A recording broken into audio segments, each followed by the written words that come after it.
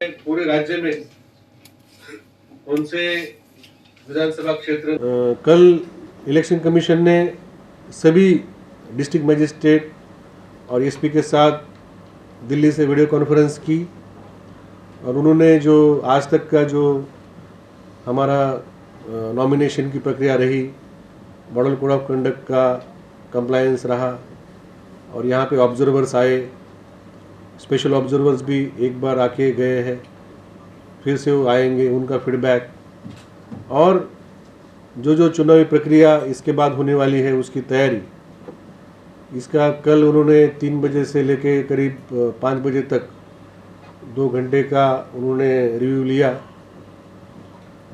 और कुछ उन्होंने निर्देश दिए कि सामने कैसे चुनाव को और शांतिपूर्ण और एरर फ्री हम लोग कैसे कर पाए। स्पेशल ऑब्जर्वर्स कल आएंगे 1 जन, मंडे को आएंगे 2 जन, फिर से हमारे राज्य का दौरा करेंगे।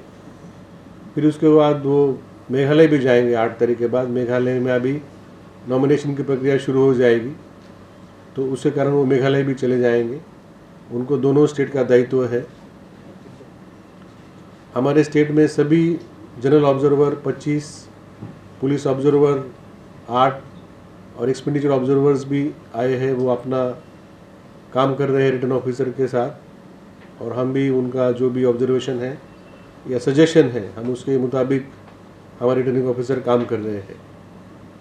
अगले 9 तारीख को त्रिपुरा, आसाम और मिजोरम, ये 3 राज्य है, 3 राज्य की बॉर्डर है।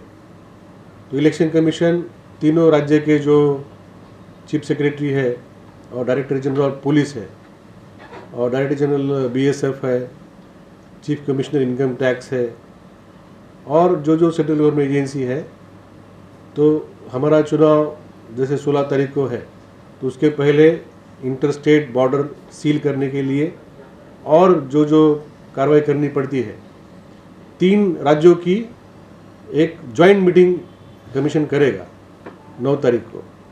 तो उसमें हमें जो भी अंतर्राज्यीय जो हमें रिस्ट्रिक्शन करने हैं लास्ट के 72 घंटों के लिए, 48 घंटों के लिए, तो उस मीटिंग में वो तय किए जाएंगे और उसके अनुसार कार्रवाई होगी।